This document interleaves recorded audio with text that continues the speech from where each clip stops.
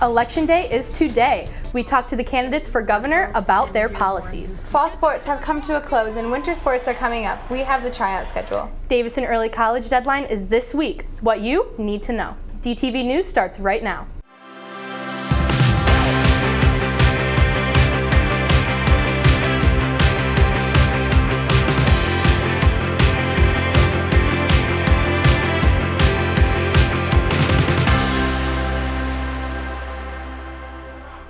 Election day is today, and it's important for Michiganders to be educated on who they vote for. Happy Election Day, Davison. In this studio, we have Cooper Austin, who was the only high school reporter at the first Michigan Governor's Debate in Grand Rapids, and he had the opportunity to interview the candidates. Cooper?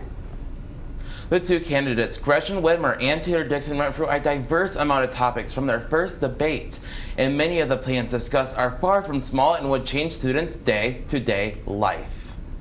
The 2022 Michigan Gubernatorial debate is the first in Michigan's history to be all-female. The incumbent Governor Whitmer and her opponent Tudor Dixon showed their differences from the very start. When we stay focused on what really matters, it's a lot easier to see we all want the same things.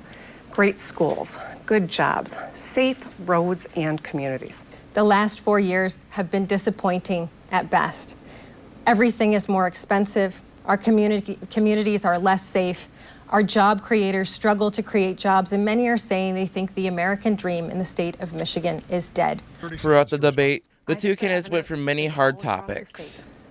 Tudor Dixon posted on her social media a picture of her shooting a gun with the caption that said, "Gun control means using both hands. She is too dangerous and too out of touch to be trusted with protecting our kids. She'll put the Second Amendment before second graders every time."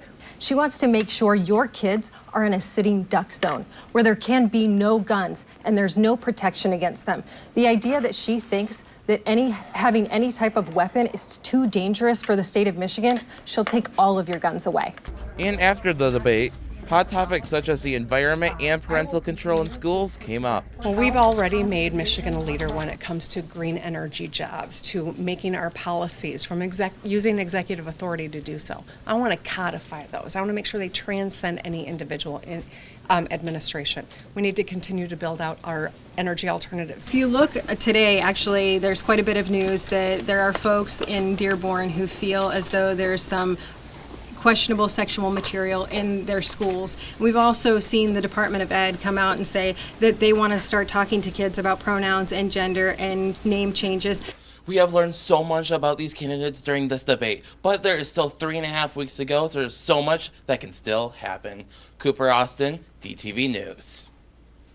Getting opportunities to pave your future after high school is what early college is all about. Davison Early College is now accepting applications. Students applying to the program have been asked to email their teachers and counselors and ask for a recommendation to enroll in the program. This is only for sophomores. The deadline is November 10th, so make sure to get them in. Another way to get sophomores involved in what they want to be after high school is the GCI Roadshow. The Roadshow is a presentation where the Genesee Career Institute directors will discuss the programs they offer. The Roadshow will be at DHS on November 10th during second hour. If you're interested, you must sign up in the counseling office. National Technical Honor Society is now at the high school. An informational meeting is on Wednesday, November 16th in the Media Center from 8:45 a.m. to 9:15 a.m. All applications for NTHS are due Friday, November 18th by the end of the day. All students willing to participate should have received a letter. If you didn't and you think you should have, you can stop by the Media Center and speak to Miss C. The student parking lot is now full. If you are in need of a spot, you can go see Mrs. Morrison in the main office to be added to the wait list. And for those students already parking on campus, make sure to park in your designated spot, and if someone is in yours, report that issue to the office. The Student Council is hosting their annual Cider and Donuts on November 16th. A donut and a cup of cider is $1 each. If you want a tasty fall treat, make sure to stop by in front of the main office before first hour. Speaking of tasty treats, Key Club is selling their Sour Suckers. They are only $1 each. Just look for someone with a little brown box. Make sure to get yours before they are gone. Intersession is now over and clubs are back to their normal scheduled meetings. The Small Engine Club is meeting after school today in the Small Engine Lab at 3. Past and present small engine students in good standing are eligible to participate. Another club meeting after school is Vex Robotics Club in room 117 in the Davison Alternative Building. Anyone is open to participate. The National Honor Society has after-school tutoring for anyone who needs help. It will be in the Media Center. No need to sign up, just look for specific tables.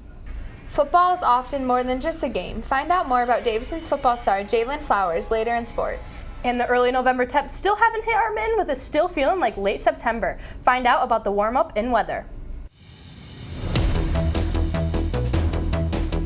DTV is your best source of weather information in Davison. DTV has some of the most advanced weather technology available for high school, including Live View, where you can see exactly what the weather is in Davison going on right now, time-lapse of what the weather looked like over the last 24 hours, and so much more. You can follow it on our weather stem and our social media. DTV Weather, keeping you safe and informed. I got Jimmy Collins on the slam.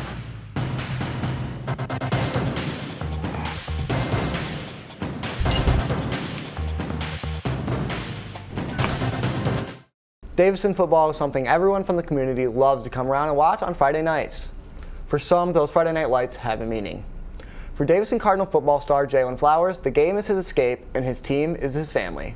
Midfield, the senior with a burst of speed. Can they catch him? Jay Flowers fighting for the corner and he's in. It just takes a lot of things off my mind to where it's like when I'm playing football, nothing else matters. Just me and the team winning the football game. Even though Jalen Flowers uses football as his escape, he still carries the weight of reality with every step. Jay transferred to Davison his freshman year and wanted to bring his brother Nicholas with him. If I wasn't there to take care of him, he was going to do something that he'd regret.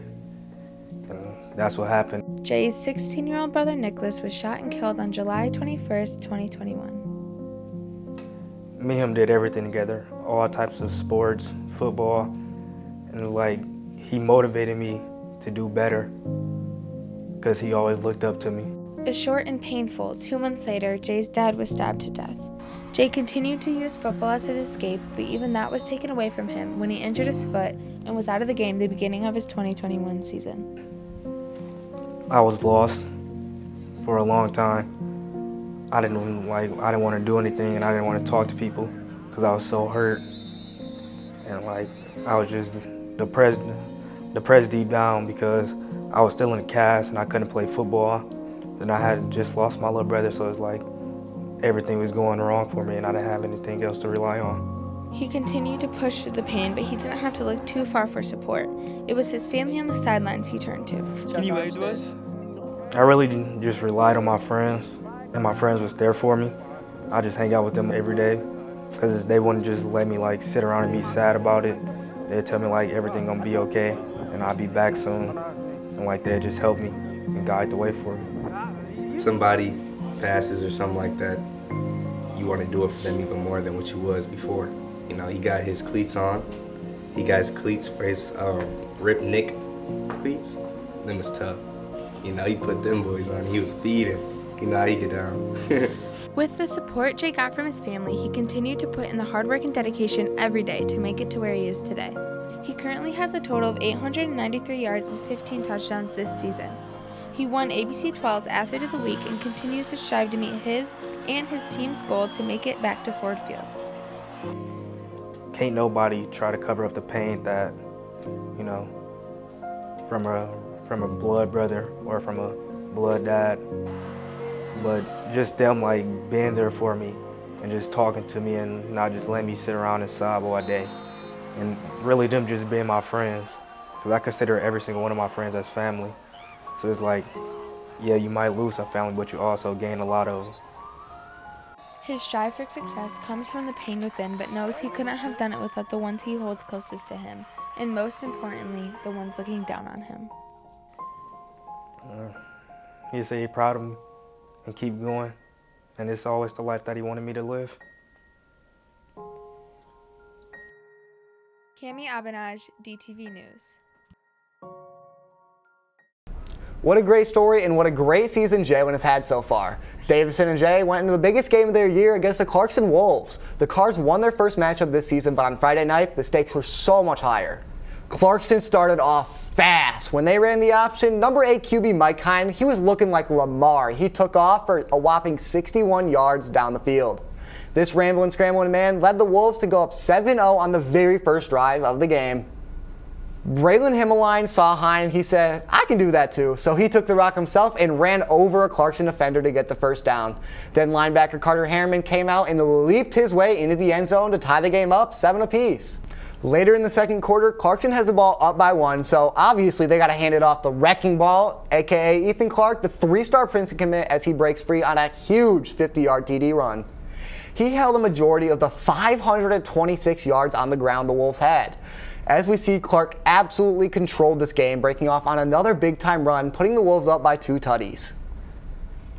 The Cards could not manage to come back, even after this nice lateral from Billy to Tion. Davison lost 49-40, and the Wolves ended their run in the 2022 playoffs. Great job to the guys on an amazing season. For anyone interested in playing girls soccer in the spring, text DAV Girls Soc to 81010 to join the Remind Group. Speaking of soccer, the guys just ended their season a couple weeks ago. Brady Titsworth had a historic year, passing the previous record for most goals in a single season. He smashed it while getting 7 goals in a single night against Swartz Creek to defeat the Dragons and move past the first round of playoffs. Sadly for the boys, they lost to Clarkson the next week to end their season. Great job on how far they got, and we cannot wait to see them more next year. If you got your yellow card, let's take a look at where you can head to make the teams. Next Monday the 14th, there will be a ton of teams holding tryouts, so get your listening ears ready. From 2:45 to 3:45, both girls and guys bowling squads will be at Rollaway Lanes hosting their tryout. If you plan to attend, there will be a $5 fee to bowl. Then from 3 to 5, the girls basketball team will be in the DHS gym. At the same time, a room over, Zach Hall and his back-to-back state championship wrestling team will be hitting the mats for their team tryouts. If you are interested in striking out, breaking some ankles, or even taking someone to the floor, come out and show your moves. All the coaches would love to see what you got. Maddox, I was up in the press box for the football game, and it was freezing. I'm hoping for a big warm-up. Is that going to be the case? Chayton, you're in luck because we will be seeing unseasonable warmer weather for the next couple days. Good afternoon, Davison, and let's get right into our 4-day forecast. So we start off today as a pretty seasonable 52 degrees and a chilly low of 37 degrees with some partly cloudy skies. But as you can see, as we go into Thursday, we warm up to 72 degrees with a low of 51 degrees with also partly cloudy skies. But that unfortunately does not last long as we go into the end of the week with a high of 58 and a low all the way down at 34 with dreary cloudy conditions. As we take a look at our radar, you can see all across our beautiful mitten, nothing is on the radar as we are dealing with a blank slate of precipitation. As we take a look at our weather cam, our current temperature is 50 degrees with the wind blowing out of the west at 7 miles per hour as beautiful sunny skies and partly cloudy skies overlook the entire horizon. That's all for me. I'll send it back to Cammie on the desk. If you would like to see student life here at Davison, but on a more modern and fun type of social media, DTV has a TikTok. Make sure to check us out at DTV Official. We will keep up with the students and get their votes on new things. Be sure to follow us. Halloween was over the weekend. I personally dressed up as Jack Skellington. What did you guys do? I went to a Halloween party and I dressed up as a witch. That sounds like so much fun, honestly. Yeah, I handed out candy with my family, watched a couple movies. Real good time. Yeah, me too. I hung out with family and it was actually very, very fun. Have a great day, Davison, and we'll see you tomorrow.